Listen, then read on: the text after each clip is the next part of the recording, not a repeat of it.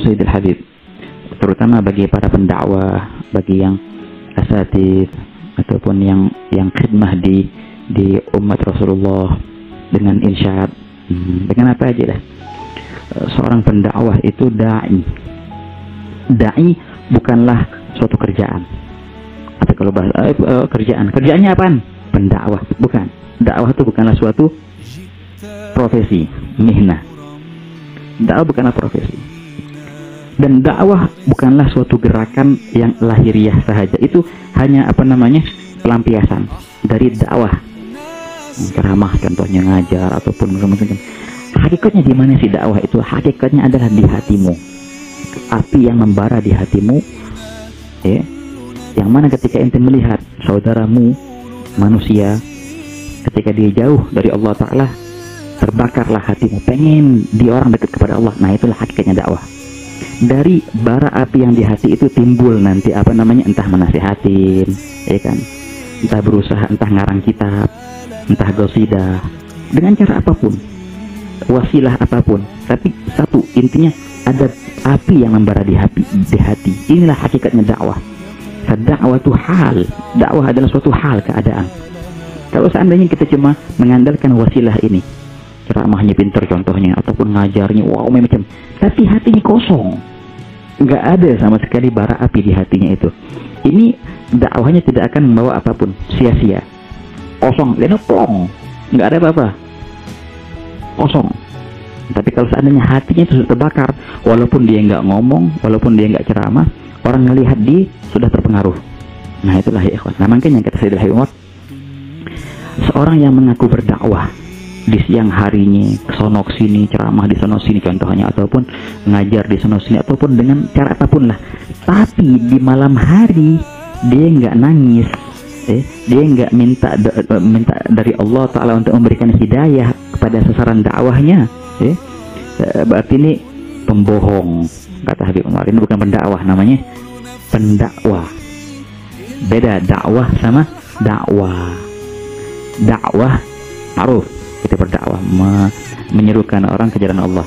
Tapi dakwah ngaku-ngaku, arti kalau bahasa Arab. Dakwah, la ilaha illallah.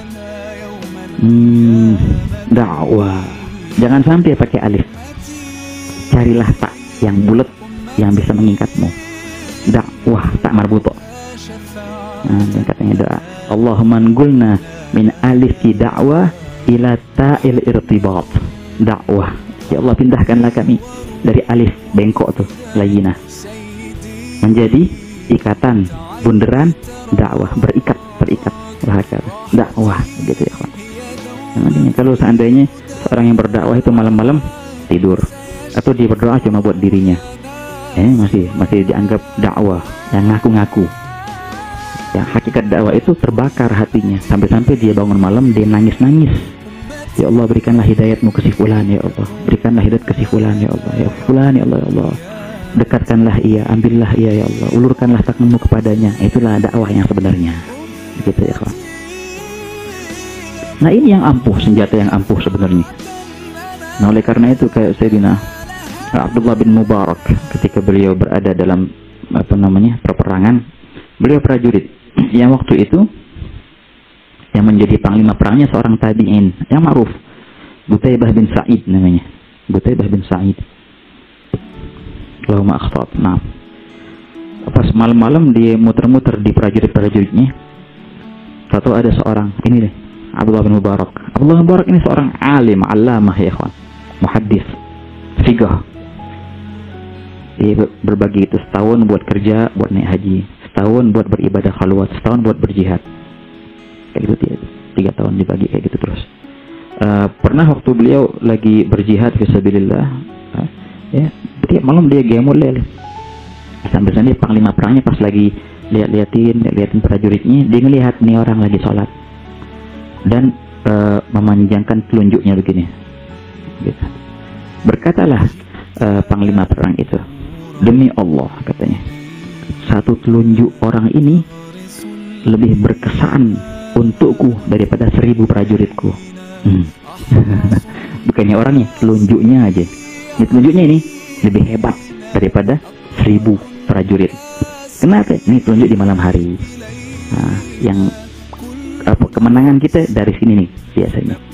Banyak ikhwan kita mementingkan perihal lahiriah, tapi tidak tahu perihal lahiriah itu yang sempat wah itu, atau yang sempat gemerlang di zaman-zaman yang lalu. Lihat dong perihal batiniahnya bagaimana, begitu. Yang itu adalah sumber sebenarnya. Sayyidina Khalid bin Walid, orang banyak bahas. Sayyidina Khalid bin Walid, Masya Allah, kalau perang menang terus. Saifullah, begitu ikan julukannya. Lihat bagaimana perihal beliau, bagaimana ta'alumnya dengan Rasulullah. Senantiasa beliau menyelipkan rambut Rasulullah di imamahnya. Syuf. Dan dia berkata, berkat ini aku menang terus. Begitu. Khalid bin Walid. Salahuddin Al-Ayyubi, sampai beliau bisa mengembalikan Masjidil Aqsa. Gimana ceritanya? Dia mewajibkan semua prajuritnya untuk membaca kitab Ihya Ulumuddin dan mengamalkannya. Nah, syuf, gitu. Ceritanya panjang. Lihat akar. Jangan cuma lihat pohon. Kalau pohon nggak berakar, tiup angin, rubuh. Nggak tahu dibawa angin, nggak tahu kemana. Tapi kalau akarnya luar biasa, walaupun pohonnya kecil, sekuat-kuatnya badai tetap kuat dia. Karena akarnya ke bawah, tetap. Wah, dan begitulah kejayaan Islam nanti di akhir zaman, dimulai dari akar dulu yang kuat. Wah, banyak orang meremehkan perihal akar ini. Maksudnya apa akar itu?